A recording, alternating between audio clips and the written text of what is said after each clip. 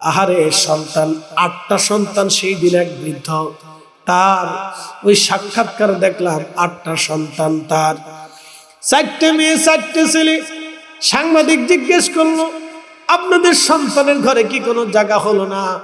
বৃদ্ধ লোকটা হেসে হেসে বললেন, হয়েছে। বড় ছেলের বাড়িতে কিছুদিন ছিলাম চাকরি করে, বৌমা আমাকে বাজার করতে পাঠায়। চিন্তা করলাম ঘরে বসে থাকার চাইতে বাজার করা তো ভালো, নাতিপুতির জন্য বাজার করবে, এটা তো ভালো কথা। আমি বাজারে যাই, বাজার থেকে ওই বাজার থেকে সদাইপাতি কিনে আনার পরে বৌমা আমাকে সন্দেহ করে, আমার গনে গনে পাই পাই পাই পাই করে আমার কাছ থেকে হিসাব নেয়। আমি তাতেও খুশি, বৌমা হিসাব নিতেই পারে, তার সংসার সে বুঝে নেবে, এটা আমার কোনো আপত্তি নাই। বৌমা হিসাব নেয়, কিন্তু একদিন বাজার থেকে 10টা টাকা বেঁচেছিল, আমার পাঞ্জাবির পকেটের মধ্যে রেখে দিয়েছিলাম। একদিন বৌমা হিসাব কষার পরে আমার পকেটে 10টা টাকা পেয়ে বলল, বাবা আপনি টাকা চুরি করেন। পৃথিবীতে কত নারী কখনোই সন্তান হয় না, সন্তান জন্ম দিতে পারে না, ডাক্তার বলে দিল সে বন্ধা, কোনোদিনও বাচ্চা হবে না। দুনিয়ার কত পুরুষ আছে যার শুক্রাণু থেকে কখনো বাচ্চা জন্ম হবে না। এ যুবক, তোমরা যারা বেহুদা রাত জেগে জেগে ফেসবুক টিপে টিপে সময় নষ্ট করে, বেহুদা রাত্রিবেলা না ঘুমায় ঘুমায় তোমরা ফেসবুক টিপে, মোবাইল টিপে শেষ রাতে ঘুমাইতে যাও, শুনে যাও তোমাদের সন্তানরা বিকলাঙ্গ হতে পারে। ওরা তো বুঝে না, বেহুদে এই জাতি সারা রাত বসে বসে মোবাইল টিপে টিপে সময় নষ্ট করে, কোনো কাজ। তারপরে রাত 4টের সময় ঘুমাইতে যায়, দিন 12টার সময় ঘুম থেকে উঠে তথ্য শুনে যাবেন। আমরা বক্তা যারা আছি, বেশি দিন কেন বক্তারা বাঁচে না? বক্তাদের হার্টের সমস্যা হয়, প্রেশারের সমস্যা হয়, নিয়মিত ওষুধ খেতে হয়। আপনারা ভাবেন হুজুরের চেহারা চকচক, বুঝি হুজুর ভালো মন্দ খায়, আরাম করে খাওয়াই দিলাম, বাড়ি চলে গেল হুজুর, পকেটে কিছু পয়সা ঢোকাই দিলাম, হুজুর বড় সুখে আছে। রাত জাগলে মানুষের শরীরে কিছু থাকে না, এরপরে শত শত কিলোমিটার আমাদের জার্নি করা লাগে। আমাদের সাথে 2 দিন 7 দিন যদি আপনি ঘুরেন, আপনি নিজে পাগল হয়ে যাবেন, পাগল হয়ে যাবেন। এক যুবক, আপনাকে বলতেছি, রাত্রিবেলা কেন জাগবেন? নির্দিষ্ট টাইমে ঘুমিয়ে পড়ে। যদি রাত্রিবেলা জাগতে হয় তাহলে যাই নামাজের মুসল্লায় দাঁড়ান, যা করলে কাজে লাগবে আপনি তাই করেন। যদি রাত জেগে জাগাই লাগে, আপনি যাই নামাজের মুসল্লায় দাঁড়ান, যাই নামাজের মুসল্লায় দাঁড়াইয়া কোরআন শরীফ সামনে নিয়ে সারা রাত কোরআন পড়েন। আল্লাহর কসম, সারা রাত ইবাদত করলে আপনার শরীর নষ্ট হবে না, আপনার চোখ নষ্ট হবে না, আপনার বডি নষ্ট হবে না। পৃথিবীর বড় বড় বুজুর্গ যারা ছিলেন, সারা রাত ইবাদত করেছেন, দেখবেন তারা কেউ 100 বছর বেঁচেছেন, কেউ 80 বছর বেঁচেছেন, কেউ 90 বছর বেঁচেছেন। তারা কেউ 90 বছরে হাজার হাজার হাদিস মুখস্থ বলে দিতে পারতেন। ইমাম ইয়াহইয়া ইবনে মাঈন 10 লক্ষ হাদিসের উপর গবেষণা ছিল, এত বড় আলিম। শুধু 10 লক্ষ হাদিস না, রিজাল শাস্ত্রের জনক যাকে বলা হয়, প্রথম হাদিসের সনদ নিয়ে তিনি সনদের সনদের যারা রাবি ছিলেন, রাবি নিয়ে জীবনী তিনি প্রথম লিখেছিলেন ইমাম ইয়াহইয়া ইবনে মাঈন। এত বড় আলেম, 10 লক্ষ হাদিসের রাবি নিয়ে তিনি গবেষণা করেছেন। একবারে মিনিমাম হলো 40 লক্ষ মানুষের জীবনীর উপর উনি গবেষণা করেছেন। এত বড় আলেম, পৃথিবীর কিয়ামতের আগে কোনো মা আর কোনো দিন জন্ম দিতে পারবে না, এত মেধা ছিল তাদের। ইমাম বুখারী এক বছরে 10 লক্ষ হাদিস বলে দিতে পারতেন। একসাথে বলবেন আল্লাহু আকবার। না হয় না, আরেকটু জোরে বলেন, জোরে। ইমাম আহমদ ইবনে হাম্বল এক বছরে 6 লক্ষ হাদিস বলে দিতে পারতেন। এই জন্য দুনিয়ার কোন বুজুর্গ, কোন ওলি কোনদিন অহংকার করতেন না। দুনিয়ার কোন ওলি, কোন বুজুর্গ, কোন উলামা কখনো কোনো অহংকার করতেন না, তারা মাথা নিচু করে রবের সামনে সিজদায় পড়ে থাকতেন। রাতের পর রাত, দিনের পর দিন তারা সিজদায় পড়ে থাকতেন।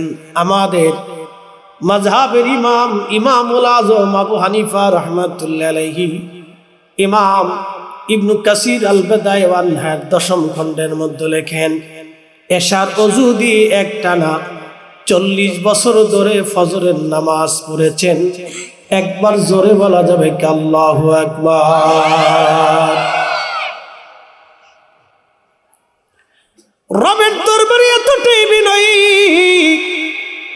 40 বছর ধরে এশার যদি ফজর পড়েছেন তিনি, একটা রজনীর জন্য তিনি কাজা করেন নাই, সারা রাত্র আল্লাহর ইবাদতে কাটিয়েছেন। এমনও রজনী চলে গেছে 2 রাকাত নামাজে 1 খতম কোরআন তিনি মুখস্থ করে ফেলতেন। তাহলে বুঝেন আল্লাহর সাথে তাদের কেমন কথা হতো। আসসালাতু মি'রাজুল মুমিনিন যদি বুঝতে চান, সাহাবীদের নামাজের দিকে তাকায় দেখেন, তারা নামাজরত অবস্থায় শহীদ হয়ে গেছে কিন্তু নামাজ ছেড়ে দেন নাই। হযরত আলী কাররামাল্লাহু ওয়াজহ কানের ভিতরে আব্দুর রহমান মুলজিম খারিজি যখন ছুরির আঘাত করলো, কানের এই গোড়ার ভিতরে ঢুরি হয়ে গেল। এখান থেকে রক্ত বেরিয়ে শুভ্র সাদা দাড়ি উনার ভিজে ভিজে টপ টপ করে রক্ত পড়তো। কোন আলী? যে আলীর কাছে নবীজি ফাতেমাকে বিয়ে দিয়েছেন। কোন ফাতেমা? সাইয়্যিদাতুন নিসাই আহলিল জান্নাহ। আদম সফিউল্লাহ থেকে কিয়ামত পর্যন্ত যত নারী জাতি জান্নাতে যাবে, সব নারীদের সাইয়্যিদিনী, জান্নাতি রমণীদের সরদারিনী ফাতিমাতুজ জাহরা রাদিয়াল্লাহু আনহার স্বামী। তাহলে স্ত্রী কেমন আর স্বামী কেমন? তাদের বিয়েটা আমাদের মতো হয় নাই, তাদের বিয়েটা আল্লাহর নিজের পছন্দ মোতাবেক হয়েছে। আল্লাহ নিজে বলেছেন, মেহবুব আপনার ফাতেমার সাথে আলীর বিয়ে দেন, ফাতেমার স্বামী হিসেবে আমি আলীকে পছন্দ করি।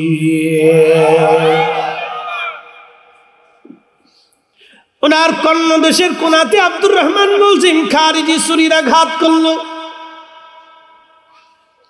বুঝতে পারতেছেন খোলাফায়ে রাশিদ আলাইকুম বিসুন্নতি, তোমরা আমার সুন্নত মানবে, ওয়া সুন্নাতিল খোলাফায়ের রাশিদিন আল মাহাদিন, আমার সুন্নতের পরে তোমরা আমার খোলাফায়ে রাশিদিনের আদর্শকে মেনে চলবে। আল্লাহ নবী কত বড় দামি সার্টিফিকেট দিয়েছেন, আমার সুন্নাহ মানার পরে খোলাফায়ে রাশিদিনের আদর্শ মেনে চলবে। এ ভুইগড়বাসী মা বোনেরা শুনে যাবেন, হযরত আলী কাররামাল্লাহু ওয়াজহ কানের এখান থেকে 3 দিন পর্যন্ত রক্ত পড়তো। ওই অবস্থায় তিনি নামাজ পড়তেন, 1 ওয়াক্ত নামাজ উনি ছেড়ে দেন নাই। হযরত ওমর রাদিয়াল্লাহু আনহুকে ছুরির আঘাত করলো, পেটের এইখান থেকে ছুরির আঘাত করলো খঞ্জর দিয়ে। ছুরির আঘাতের কারণে ওনার পেট কেটে বুড়ি কেটে নারী বুড়ি বের হয়ে আসলো। তখনকার দিনে তো এখনকার আধুনিক চিকিৎসা ছিল না, কাপড়ের পট্টি দিয়ে ওনার নারী বুড়ি রক্ত বন্ধ করার চেষ্টা করা হলো, কিন্তু কি আর তাই হয়? আল্লাহু আকবার। আমিরুল মুমিনিনের পেট ফেটে ফেটে চুয়ে চুয়ে রক্ত পড়তে লাগলো, একাধারে 3 দিন পর্যন্ত রক্ত পড়ল। ওই অবস্থায় আমিরুল মুমিনিন হযরত ওমর নামাজ ছেড়ে দেন নাই।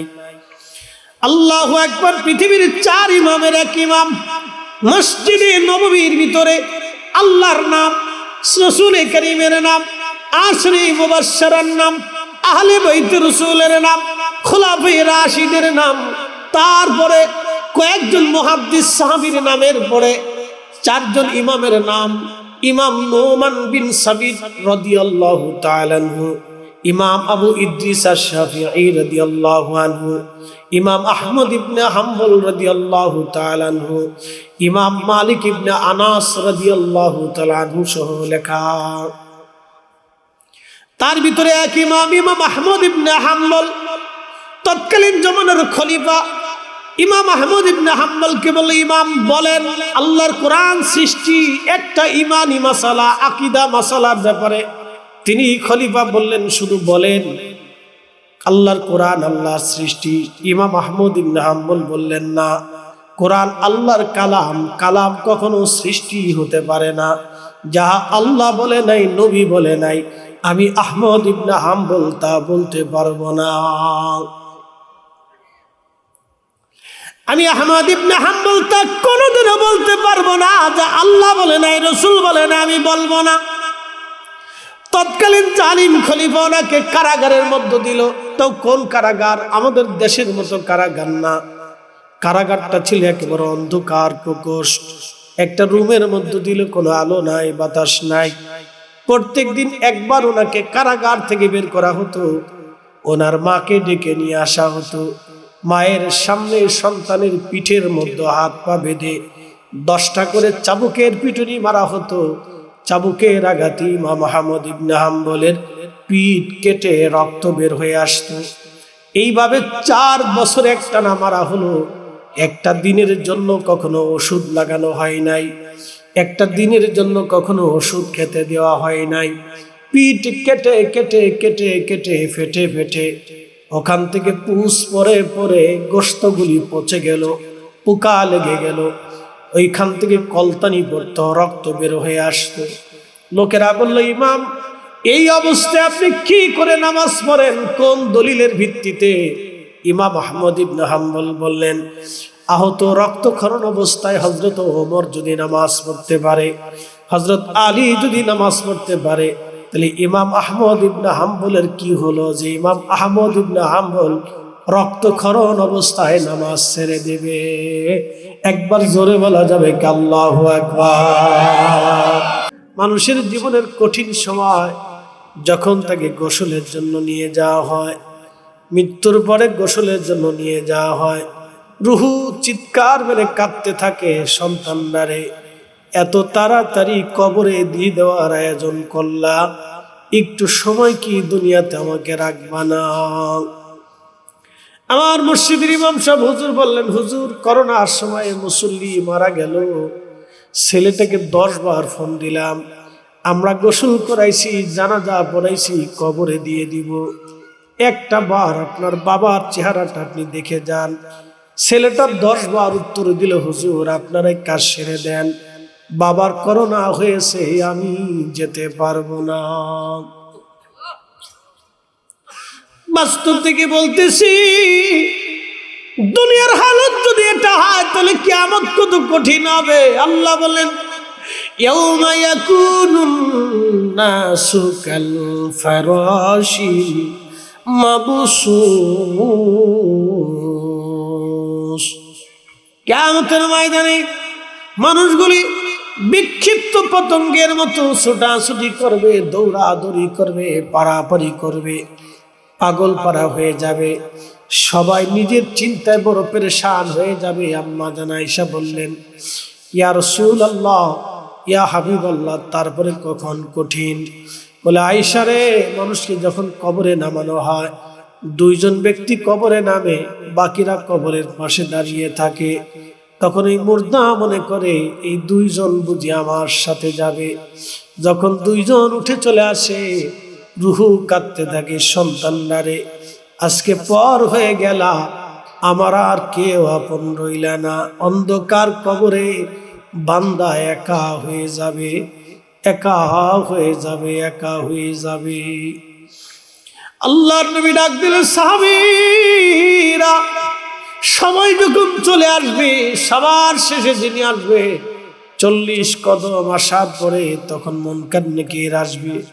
ও মা বোনেরা শুনে যাবেন, মা আজকে শাশুড়িকে ঘর থেকে বের করে দেওয়ার জন্য আপনি চিন্তা করেন, কোন পদ্ধতিতে শাশুড়িকে ঘর থেকে বের করে দেওয়া যায়, শ্বশুরকে অন্যের ঘরে পাঠানো যায় কোন পদ্ধতিতে। স্বামীর মনে সন্দেহ ধরানোর জন্য স্বামীর কাছে মার বিরুদ্ধে বারবার উস্কানি কথা বলে থাকেন। বোন রে, ওই মহিলা তো আপনার মা, ওই বৃদ্ধ লোকটা এখন আপনার অধীনস্থ হয়ে গেছে। একসময় ওই মহিলাই এই সংসারের প্রধান ছিল, আজকে আপনি প্রধান হয়ে গেছেন, মহিলাকে আল্লাহ বৃদ্ধ মানুষটাকে আপনার অনুগত বানিয়ে দিয়েছেন, আপনার অধীনস্থ করে দিয়েছেন। বোন আমার, ওই মহিলাকে যদি ছেড়ে আপনি ঘর থেকে জুদা হয়ে যান, আলাদা হয়ে যান, আল্লাহর কসম করে বলি, কোরআন শরীফ যদি সত্য হয়, মানুষের হায়াত মউত যদি সত্য হয়ে থাকে, খোদার কসম করে বলি শাস্তি দুনিয়ার থেকে পেয়ে যাবেন। কবরে পাওয়ার আগে দুনিয়ার থেকে আল্লাহ শাস্তি নিয়ে দেবে। ওই নারী, যেই নারী বৃদ্ধ এবং শ্বশুর আর শাশুড়িকে ঘর থেকে বের করে দেয় অথবা নিজেরা চলে যায়, ওই নারীকে মরার আগে আল্লাহ শাস্তি দেবে। যদি বলেন হুজুর কি করে বিশ্বাস করবো, আমি বলতেছি ওই মালিকের কসম, যেই মালিক কয়েকদিন আগে তামাম বাংলাদেশের প্রত্যেকটি ইঞ্চি মাটিগুলি ভূমিকম্প দিয়ে লাড়িয়ে দিয়েছেন। ভূমিকম্প কেন হয়? যখন পৃথিবীতে জুলুম বেশি বেড়ে যায়, ভূমিকম্প তখন বাড়ে। বলে হুজুর জুলুম কি করে হয়? আমি আপনাদেরকে বুঝাই। বাংলাদেশের 100% ছেলে মেয়েদের ভিতরে 80% ছেলে মেয়েরা বাবা মার সাথে জুলুম করে। বাবা মারে মানে না, বাবা মারে খেতে দেয় না, ওষুধ কিনে দেয় না। আল্লাহর নবী বলেন উম্মত রে, কিয়ামতের জন্য অপেক্ষা করো। শুধু কিয়ামত আসবে না, আল্লাহর আকাশ থেকে পাথর নিক্ষেপ হতে পারে, শুধু পাথরই আসবে না, ভূমিকম্প, ভূমিধস, টর্নেডো, মহামারী, বানা, বিভিন্ন রোগ মানুষের মধ্যে আল্লাহ চাপিয়ে দেবে। জহরাল ফাসাদু ফিল বাররি ওয়াল বাহরি বিমা কাসাবাত আইদিন নাস। আমার রব, আমার আল্লাহ ডাক দিয়ে বললেন, তোমরা যে অপরাধ করো, এই অপরাধের কারণে আমি রব্বুল আলামিন তোমাদের উপরে গজব চাপিয়ে দেই। আমি আল্লাহ ইচ্ছা করে চাপাই না, তোমরা রুজি করো সেই জন্য চাপায় দেই। এ মা বোনেরা রে, আজকে একটা বাস্তব ঘটনা আপনাদেরকে শোনাই দিয়ে যাই, মায়েরা শুনে যাবেন।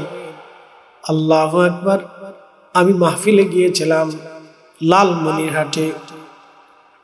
এক হাজী সাহেব তিনি বললেন, হুজুর আমি করোনার আগে হজে গেলাম। করোনার আগের ঘটনা, করোনার আগে হজে গেলাম।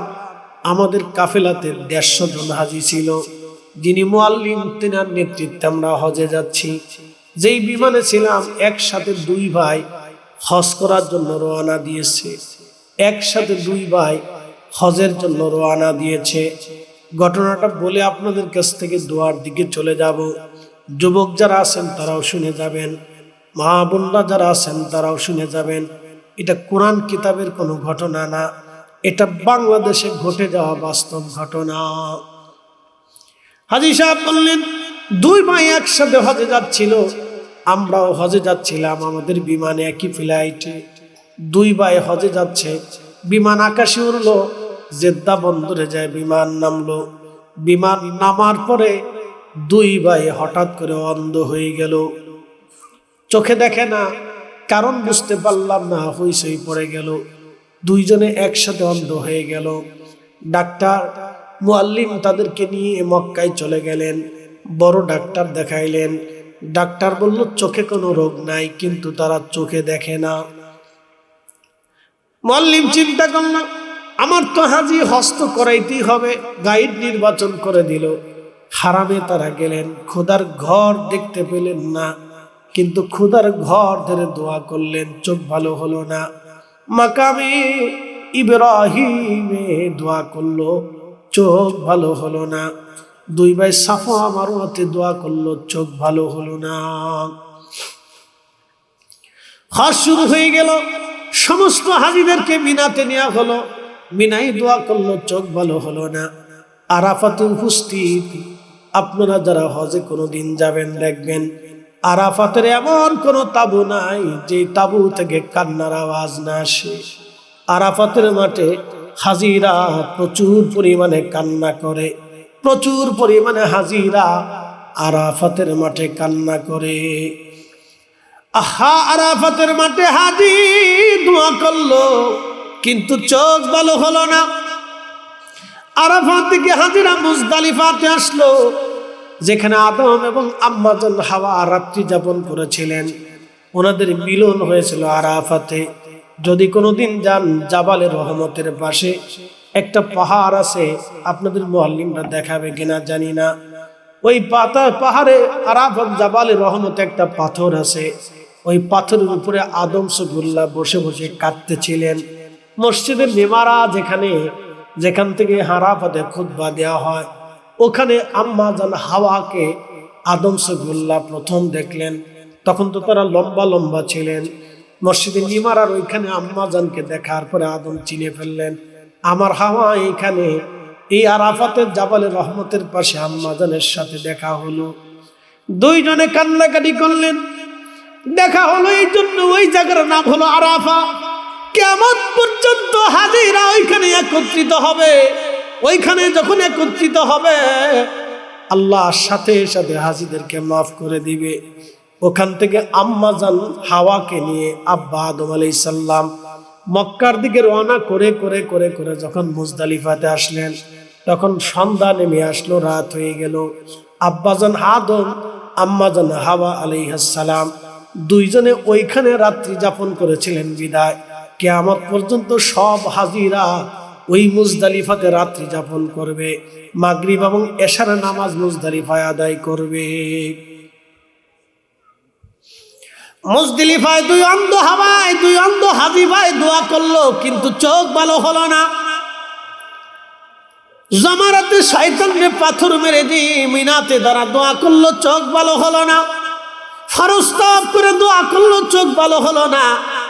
বিদায়ী তাওয়াব করে দোয়া করলো, খুদার ঘর ধরে ধরে, চোখ ভালো হলো না। দুই ভাই মদিনাতে চলে আসলেন। আমার রসুলের বারগাহে দাঁড়ায় সালাম দিলেন, চোখ ভালো হলো না। যেই বারগাহে দাঁড়ায়া সালাম দিলে উম্মতের জীবনের হজ কবুল হয়ে যায়, উম্মতের মঞ্জুরিয়াত চলে এসে যায়। বলে হুজুর কোন দলিলে? আল্লাহ ওয়াজ করলেন, আল্লাহ ওয়াজ করেন ওয়ালাউ আন্নাহুম ইযলামু আনফুসাহুম জাউকা ফাস্তাগফিরুল্লাহ। আমার বান্দারা, তোমরা যদি নফসের সাথে জুলুম করো, ভয় পেও না, বারগাহে রসুলের দরবারে মুস্তাফাতে চলে যাও, আমি আল্লাহর কাছে তওবা করো। লাবাজাদুল্লাহ তাওয়াবুর রহিমা ওয়াস্তাগফারা লাহুমুর রাসূল। আমার রাসূল যদি কবুল করে নেয়, আমি আল্লাহ লাবাজাদুল্লাহ তাওয়াবুর রহিমা, তোমাদের জীবনের গুনাহগুলি মাফ করে দেব। একবার জোরে বলা যাবে কি আল্লাহু আকবার। হাজী এইখানে দাঁড়ায় সালাম দিয়ে দোয়া করলো, কিন্তু চোখ ভালো হলো না। হাজী মদিনাতুল মুনওয়ারা যে মসজিদে 10,000 না 1.25 লক্ষ সাহাবী নামাজ পড়েছে, নবীজি ইমামতি করেছে হযরত বেলাল মুয়াজ্জিন। হযরত বেলাল মুয়াজ্জিন ছিলেন আশিক রাসূল। আহা, যার আজানে মদিনার মাটিগুলি থরথর করে কেঁপে উঠত। নবীর ইন্তেকালের পরে সাহাবীরা চলে, নবীর ইন্তেকালের পরে হযরত বেলাল মদিনা ছেড়ে চলে গেল। বিরহ বেদনা সহ্য করতে না পারে চলে গেল। ইমাম তাকিউদ্দিন সুবকি আশিফা ও সাকাবের মধ্যে লেখেন, হযরত বেলাল চলে গেল। গভীর রজনী রাতের আধারে সিরিয়ার দামেস্কে বেলাল ঘুমিয়ে আছে।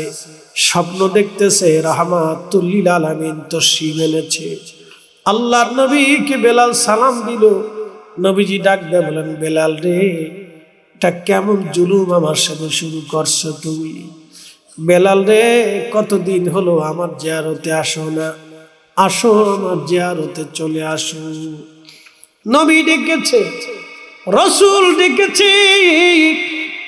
যদি আপনাকে কোনোদিন রসুল সামনে এসে বলে যায় তুমি আমার জিয়ারতে চলে আসো, রক্ত বিক্রি করে হলো মুসলমান জিয়ারতে চলে যাবে। কি কথা কর না কেন? নবী ডেকেছে, এর চাইতে মহা খুশি উম্মতের জীবনে আর কিছুই হতে পারে না। আরে আশিক রাসূল রওনা দিয়ে মদিনায় চলে গেলেন। মসজিদে নববীর ভিতরে, বর্তমান যেখানে রওজা শরীফ, এখানে আম্মা জানের হুজরা ছিল। খেজুর গাছের ছাউনি, মাটির দেওয়াল, নবীজি রওজা শরীফ কাঠের জালি দিয়ে ঘিরে রাখা ছিল। বেলাল ওইখানে বসে বসে কান্না করে। গুন গুন করে কান্না করতেছিল। রওজা শরীফের পাশে বসে বসে কান্না করতেছিলেন বেলাল। ঠিক কেমন সময়ে নতুন মুয়াজ্জিন এসে দেখলো মুয়াজ্জিনে রাসূল বসে কান্না করে। বহুদিন পরে ফিরে আসছে বেলাল। এই ঘোষণা শোনার পরে সব সাহাবীরা ঘর থেকে বের হয়ে চলে আসছে। আহা, সাহাবীরা এসে বলল, বেলাল রে, কতদিন হলো তুমি আজান দাও না? যেইভাবে নবীকে আজান শুনাইতা আমরা রে একটা বার ওইভাবে আজান শুনে যাও। মুয়াজ্জিনে রাসূল ডাক ডাকায়, সাহাবীরা রে, আগে আজান দিলে নবীজি নামাজ আসতো, আজকে আজান দিলে কি নবী আসবেনি বলো? আমি বহুদিন আজান দেই না, নবী বিরহ বেদনায় আজান দিতে পারি না। আমি নিয়ত করেছি কোনদিন আর আজান দিব না। নবী নাই, আমি কি কারে আজান শোনাবো? নবী নাই, আমার আজানে কে ইমামতি করতে আসবে বলো? বিরহ বেদনা সহ্য করতে না পারে বেলাল যখন এই কথা বলে ফেললেন, সাহাবীরা বলল, যায় দেখো হাসান হুসাইন আছেন, যদি কোনোদিন মদিনাতে যান ৭ নম্বর গেট বাবু সালাম, যে দরজা দিয়া রওজা শরীফে সালাম দেওয়ার জন্য হাজিরা ঢুকে, তার বাম পাশে আর একটা দরজা আছে, আবু বকরের দরজা। কিয়ামত পর্যন্ত এই দরজা খোলা থাকবে, কোনদিন এই দরজা বন্ধ হবে না। নবী বলে গেছে, আমার আবু বকরের দরজা খোলা রাখবা, কখনো বন্ধ হবে না। কিয়ামত পর্যন্ত এই দরজা খোলা রাখা হবে, কোনদিন এই দরজা বন্ধ হবে না। দাজ্জাল দুনিয়াতে আসবে কিন্তু মদিনায় ঢুকতে পারবে না, তখনও এই দরজা খোলা রাখা হবে। আল্লাহ ওই দরজা বরাবর কিছু দূর যদি এগিয়ে যান, একটা মসজিদ আপনি পাবেন, মসজিদ আলী। এটা কখনো মসজিদ আলী ছিল না, এই জায়গাটা ছিল হযরত ফাতেমার বাড়ি। সৌদি সরকার মসজিদ সংরক্ষণ করে রেখেছে, মসজিদ বানাইয়া ঘরটা সংরক্ষণ করে রাখছে। হযরত ফাতেমার কলিজার টুকরাদেরকে সাহাবীরা ডেকে নিয়ে আসলেন। ইমাম হাসান হুসাইন রাদিয়াল্লাহু আনহুমা দেখতে নবীজির মতো দেখা যাইতো, নানার চেহারা পেয়েছিলেন দুই ভাই। দুই ভাইকে ডেকে আনার পরে দুই ভাইও দাঁড়ায় দাঁড়ায় বেলালকে দেখে কাঁদে, সাহাবীরাও দাঁড়ায় দাঁড়ায় কাঁদে। হযরত বেলাল উঠে যাইয়া ইমাম হাসান হুসাইনকে জড়িয়ে ধরলেন, বুকের মধ্যে মাথা ঠেকায় বেলাল ডুকরিয়ে ডুকরিয়ে কান্না করতে লাগলেন। ইমাম হাসান ডাক দিয়ে বলল, নানার মুয়াজ্জিন, কতদিন হলো আপনারে আজান শোনাও না? ও নানার মুয়াজ্জিন, একটা বার আমরারে আজান শোনাও। ইমাম হাসানের এই কথা শোনার পরে বেলাল চিন্তা করলো, যাদেরকে কাঁধে করে পিঠে করে নবী মদিনার অলিগুলি দিয়ে ঘুরে বেরিয়েছেন, যারা কান্না করলে এই হুজরা থেকে নবী ছটফট হয়ে বের হয়ে দৌড়াইয়া ফাতেমার বাড়ির সামনে দাঁড়ায় যাইতেন, যারা ক্ষুধার্ত থাকলে নানা নানা বলে কাঁদলে প্রিয় নবী হুজরা থেকে ছটফট করে দৌড়ে চলে যেতেন, আজকে তারাই আমাকে অনুরোধ করেছে যদি ফিরাই দেই রাসূল বেজার হয়ে যাবে, আল্লাহর নবী বেজার হয়ে যাবে রে, রাসূল বেজার হয়ে যাবে। হযরত বেলাল চলে গেলেন। সেই ছাদের উপরে বনু নাজ্জার গোত্রের এক মহিলার ছাদ ছিল, যে ছাদের উপরে দাঁড়াইয়া বেলাল আজান দিতেন, সেই ছাদের উপরে দাঁড়াইয়া গেলেন, আজান দিয়া শুরু করলেন, আল্লাহু আকবার আল্লাহু আকবার। মদিনার রন্দে রন্দে আজান ছড়িয়ে গেল, সারা মদিনার রন্দে রন্দে আজান ছড়িয়ে গেল। রাতের আধারে সুবে সাদিকের সময় মদিনা নীরব, মদিনার উহুদের পাহাড়ে বেলালের ধ্বনি বেজে উঠল। আহা, মদিনার ঘর থেকে সাহাবীরা বের হয়ে মসজিদ নববীর দিকে দৌড় শুরু করলো। বেলাল আজান দিচ্ছে, ব্যাপার কি? ইমাম সুবকি আর শিবাউস সাকামের মধ্যে লেখে, সাহাবীদের ভিতরে রোল উঠে গেল, নবী কি ফিরে আসছেনি? নবী আসছেনি, রাসূল ফিরে আসছেনি। সারা মদিনায় রোল পড়িয়ে গেল। বেলাল আজান দিচ্ছিলেন, মদিনায় কান্নার আওয়াজ বেড়ে গেল। মহিলারা, বাচ্চারা, যুবকরা, বৃদ্ধরা ঘর থেকে বের হয়ে মসজিদে নববীর দিকে দৌড়ায় দৌড়ায় আসতে লাগলো। ব্যাপার কি, এতদিন পরে বেলাল আজকে আজান দিচ্ছে, রসুল আসছেনি। সেই সুর বুঝতেই পারতেছেন, তাওয়াজ্জু এত মারাত্মক কঠিন ছিল, রুহের শক্তি, বেলালের আজানের রুহের শক্তি এতই মজবুত। সাহাবীরা ঘর থেকে পাগল পারা হয়ে ছটফট করে বের হয়ে গেছে। কান্নায় সাহাবীরা ভেসে যাচ্ছে বক্ষ। আশহাদু আন্না মুহাম্মাদার রাসূলুল্লাহ বলে যখন বেলাল ডাক দিলেন, ডাক দেওয়ার সাথে সাথে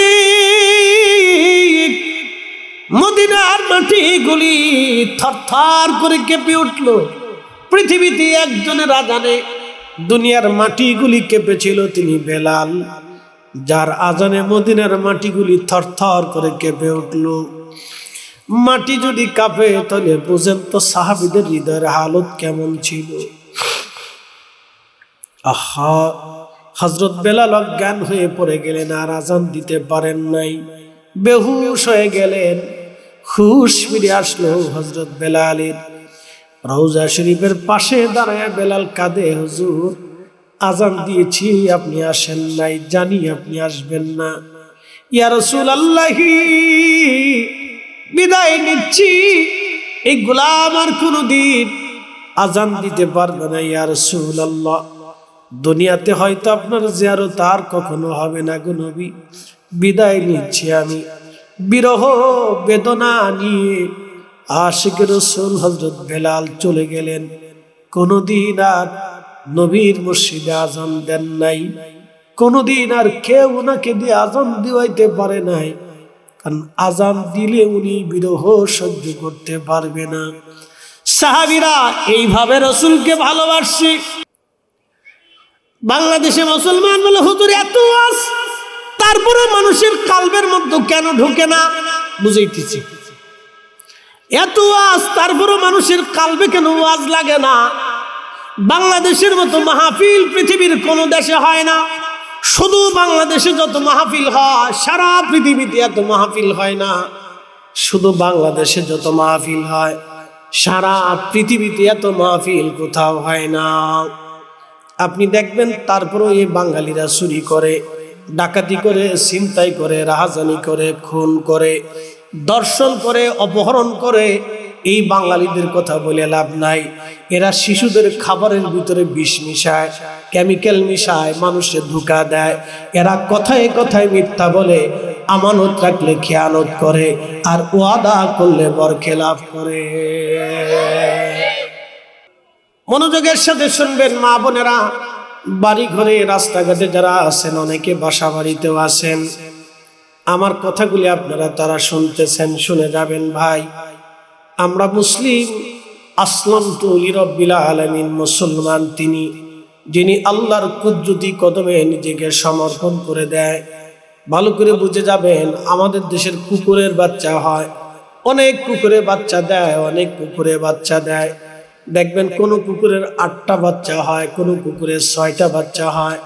বিড়ালের বাচ্চা হয়, কোন বিড়ালের 4টে বাচ্চা হয়, কোন বিড়ালের 2টা বাচ্চা হয়। পাখির বাচ্চা হয়, কোন পাখির 8টা 10টা করে বাচ্চা হয়। মুরগির বাচ্চা হয়, কোন মুরগির 15টা 20টা করে বাচ্চা হয়। বন্ধু খুব মনোযোগ দিবেন, গরুর বাচ্চা হয়, বাছুর জন্ম নিল, কোন গরুর 1টা বাছুর, কোন গরুর 2টা বাছুর জন্ম হয়। পৃথিবীর কোন গরু, কোন বাছুর, কোন মুরগি, কোন পাখি আজও পর্যন্ত দেখেন নাই তার বাচ্চা রেখে পালিয়ে চলে যায়। দেখেছেন? দেখেন দেখেন নাই? শুয়োরের বাচ্চা হয়, কিন্তু আজও পর্যন্ত কোন শুয়োর কোন বাচ্চা রেখে পালায় না।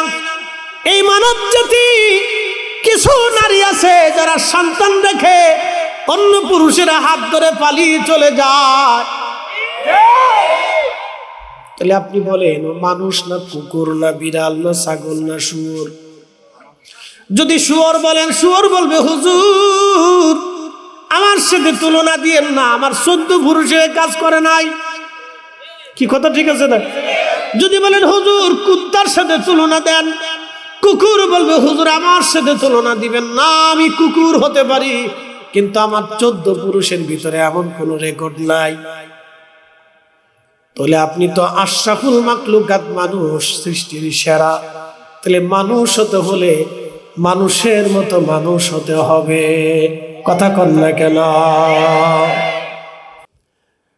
নারী সমাজ বলবে হুজুর শুধুই কি আপনি আমাদের দোষ দিয়ে গেলেন? না, আমি শুধু নারীর দোষ দেব না, কিছু পুরুষ আছে দেখবেন বিয়ে করলো, স্ত্রীর সাথে বেমানান হয়ে গেল, ওই স্ত্রীর সাথে ডিভোর্স বা তালাক হয়ে গেল।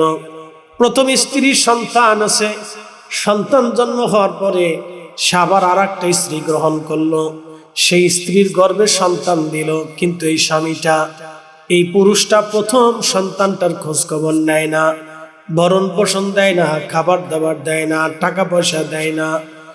যেই পুরুষটা তার প্রথম ঘরের সন্তানের খোঁজ খবর নিল না, টাকা পয়সা দিল না, ভরণ পোষণ দিল না, এখন আপনারা বলেন এরা শুয়োর আর কুত্তার চাইতে নিকৃষ্ট। কথা বলেন না কেন? ফিরে যাচ্ছি মূলের দিকে। রব্বুল আলামিন মানব বডির ভিতরে, মার রেহেমের ভিতরে আল্লাহ আমাদের পানিটাকে রিফাইন করতে লাগলেন। রিফাইন করার পরে 40 দিন পার হয়ে যাওয়ার পরে ওই পানিটা রক্তপিণ্ড ধারণ করলো, রক্ত হয়ে গেল। খলাকাল ইনসানা মিন আলাক, আমি মানুষ সৃষ্টি করেছি রক্তপিণ্ড থেকে। এই রক্তপিণ্ডটাকে আরো 40 দিন মার রেহেমের ফি কারারিন মাকিন, সেফ জোনের ভিতরে রব্বুল আলামিন রিফাইন করতে লাগলেন। এরপরে রক্তপিণ্ডটা রিফাইন হলো আরো 40 দিন, গোশতের টুকরা হয়ে গেল। গোশতের টুকরাটারে আরো 40 দিন রিফাইন করার পরে আল্লাহ মোটামুটি একটা বডি মার রেহেমে বানাইলেন। 120 দিনের মাথায় ওই রুহের জগৎ থেকে, রুহু নামক আসল ইঞ্জিন যেটাকে আমরা আত্মা বলে থাকি, এই আত্মাটা আল্লাহ রুহের জগৎ থেকে জিব্রাইলকে দিয়া মার রেহেমের ভিতরে মায়ের বডির মধ্যে ফুকায়া দিলেন। জোরে বলেন আল্লাহু আকবার। তাহলে বলেন আমাদের আছে কি? জোরে বলেন। ডাক্তারের আছে কি? প্রেসিডেন্টের আছে কি? ধনীর আছে কি? জ্ঞানীর আছে কি? কিচ্ছু আমাদের নাই। তাহলে সব কিছু কার? একসাথে বলেন কার? আসতে হলো কেন? জোরে বলেন। এত বড় মেধাবী আল্লাহ ওনাদেরকে দিয়েছিলেন, কিন্তু সারা রাত্র জাগতেন। কার উদ্দেশ্যে জাগতেন? আল্লাহর জন্য জাগতেন, আল্লাহ রসুলের মহাব্বতে জেগে থাকতেন। এই জন্য ওনাদের মেধায় সমস্যা হতো না। আমাদের ছেলেরা জাগে কেন? কিসের জন্য জাগে বলেন? সারা রাত বসে বসে ফেসবুক টিপবে, অনলাইনে থাকবে, নাটক দেখবে, সিনেমা দেখবে, তারপরে ঘুমাইতে যাবে। এই জন্য আমাদের দেশে এখন ঘরে ঘরে ডায়াবেটিস হয়েছে। এদেশে 3.5 কোটি মানুষ কিডনি রোগের সাথে আক্রান্ত। 18 কোটি মানুষের ভিতরে 10 কোটির মতো মানুষ আছে ডায়াবেটিসের সাথে আক্রান্ত।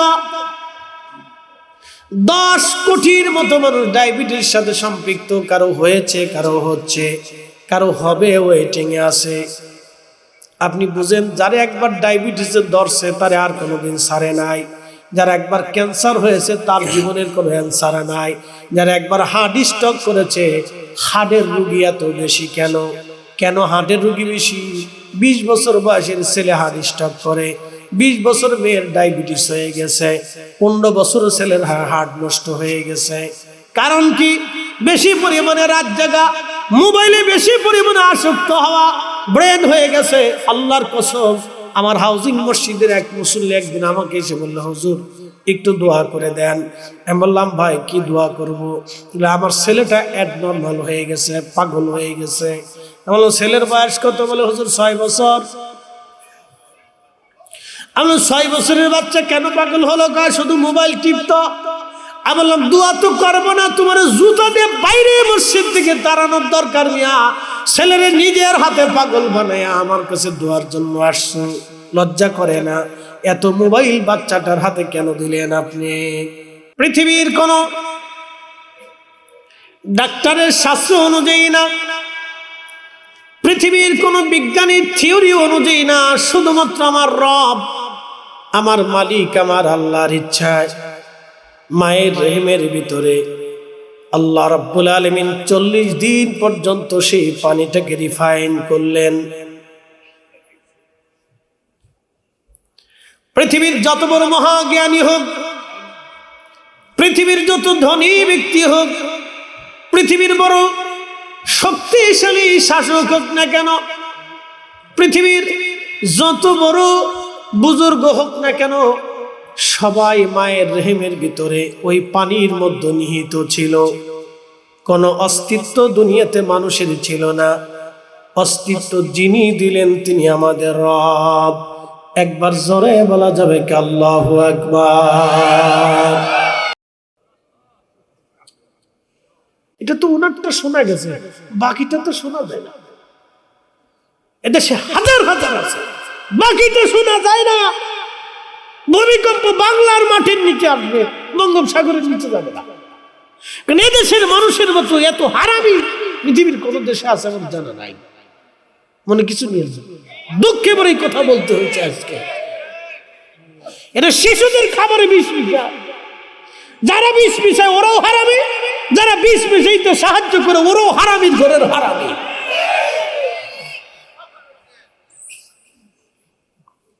ওরা তিলে তিলে জাতির মানুষদেরকে হত্যা করতেছে।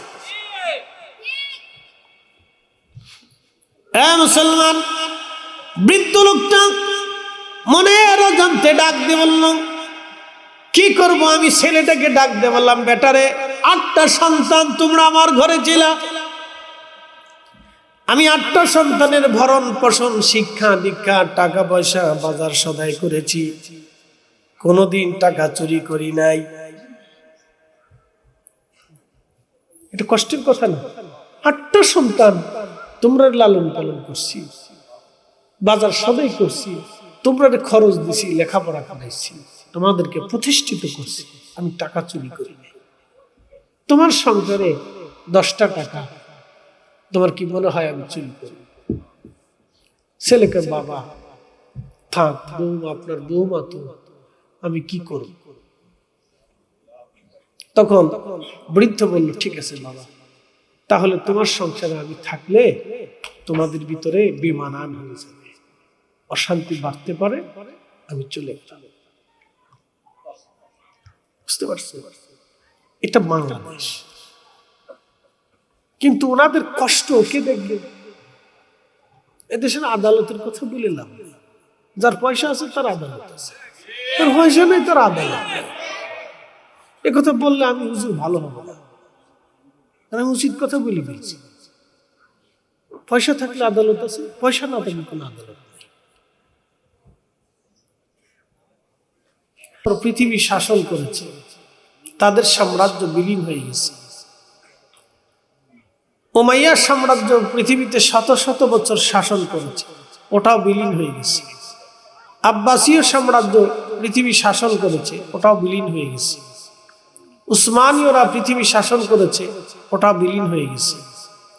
চাইনিজরা শত শত বছর ধরে তাদের সাম্রাজ্য টিকে ছিল, ওটাও বিলীন হয়ে গেছে। চেঙ্গিস খান তার সাম্রাজ্য বাঁচানোর জন্য 2 কোটি মানুষের জীবন কেড়ে নিয়েছিল, ওটাও আজকে শেষ হয়ে গেছে, নিশ্চিহ্ন হয়ে গেছে। মানুষ জানতো ব্রিটিশদের সূর্য কখনো ডুববে না, কিন্তু ওটাও আজকে নিঃশেষ হয়ে গেছে। পৃথিবীতে যত বড়ই সাম্রাজ্য এসেছে, আরো বহু সাম্রাজ্য পৃথিবীর বিভিন্ন স্থানে বিভিন্ন জায়গায় গড়ে উঠেছিল। তারা তাদের সাম্রাজ্যকে টিকানোর জন্য লক্ষ লক্ষ মানুষের জীবন এবং রক্ত কেড়ে নিয়েছে।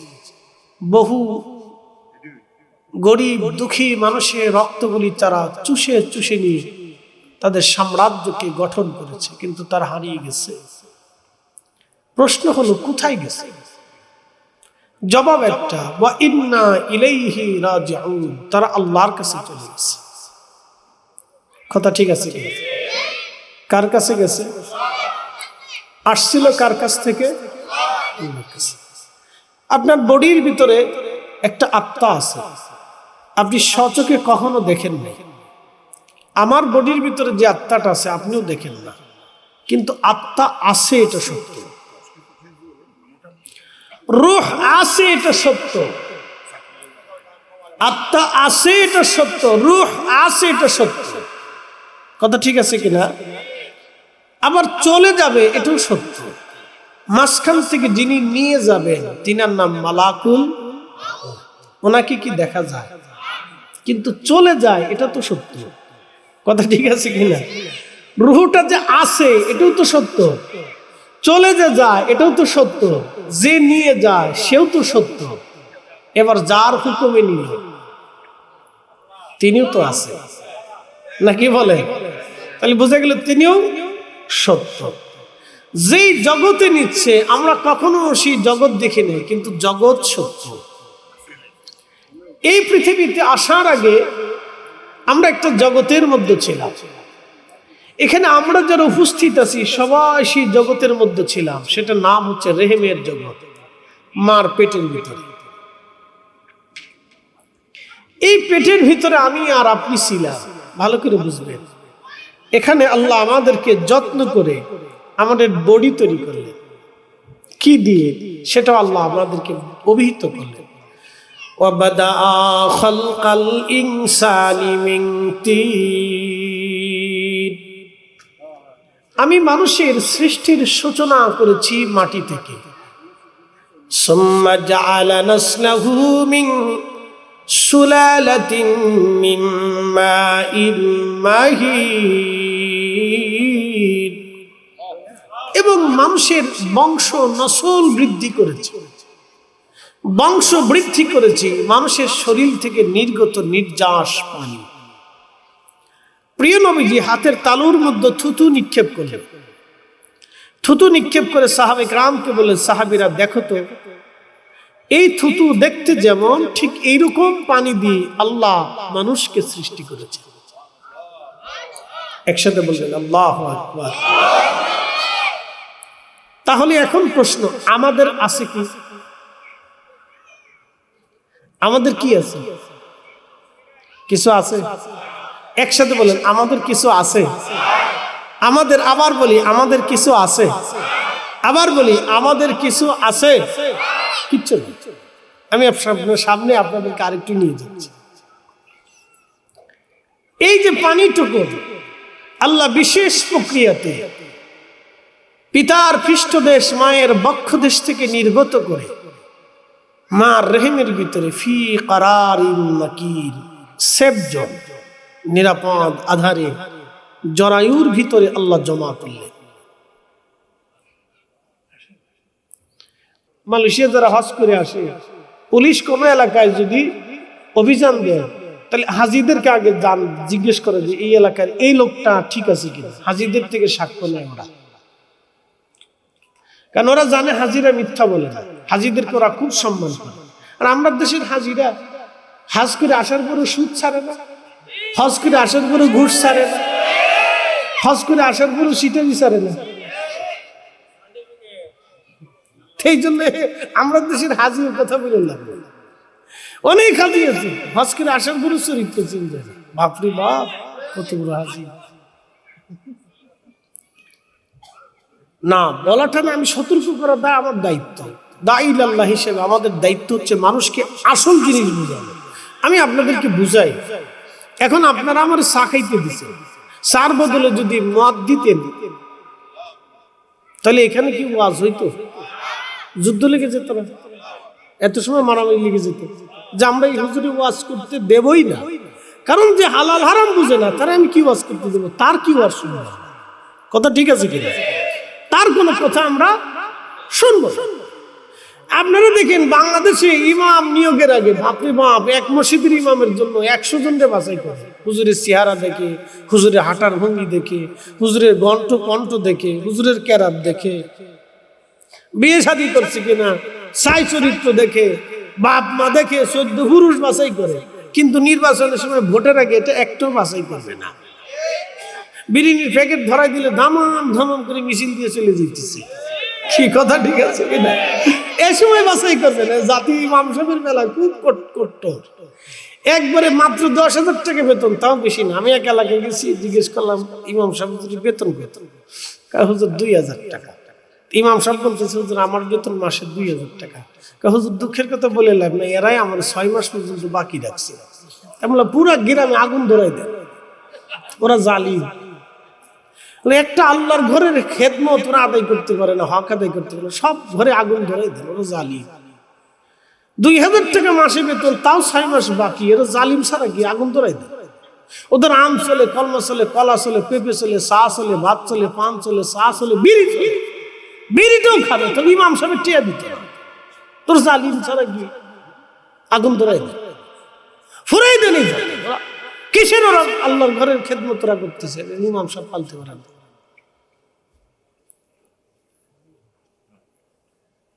আমি মালয়েশিয়ার গেন্তিং হাইল্যান্ডে একটা চাইনিজদের বৌদ্ধ মন্দির আছে, তো ওটা দেখতে গেলাম। ওখানে আপনার কাজ কি? আমি দেখতে গেছি। আমি ভুটানেও জাতীয় বৌদ্ধ মন্দির দেখতেছি। আমি দুনিয়া যখন কোথাও যাই তো এগুলি দেখি ঘুরে ঘুরে, যে কি বিষয়টা বুঝি আর কি। তা দেখতে যাওয়ার পরে দেখি বাপরে বাপ, হাজার হাজার কোটি টাকা দিয়ে একটা মন্দির বানাইছে তারা, শত শত হাজার কোটি টাকা খরচ করে, পাহাড় কেটে। তার সিস্টেম যদি আপনি দেখতেন, যে একবার উপর থেকে নিচ পর্যন্ত, মন্দির পর্যন্ত যাওয়া পর্যন্ত, তাও যে আমাদের দেশের যে বসুন্ধরা সিটিতে যে সিঁড়িগুলি চলে না, ওরকম অটোমেটিক ইলেকট্রনিক সিঁড়ি চলতেছে, বুঝতে পারতেছেন? মন্দিরে ঢুকার জন্য সিঁড়ি চলতেছে। আর আমরা দেশে মসজিদের টাকা দিতে চাইলে অনেক মুসল্লিরা সিরা টাকা তালাশ করে খুঁজে বের করে দেয় যে এটা মসজিদে চালাই। তো আল্লাহর সাথেও সিটারি করে, আল্লাহর সাথেও সিটারি করে, তো খুব কঠিন অবস্থা। শোনেন, আমাদের চরিত্র যতদিন চেঞ্জ না হবে ততদিন পর্যন্ত আমরা যত ওয়াজি শুনি কাজ। নীতিগত ভাবে মুসলিম হতে হবে, নীতিতে মুসলমান হতে হবে। কিসে মুসলমান হতে হবে? নীতিতে মুসলমান হতে হবে।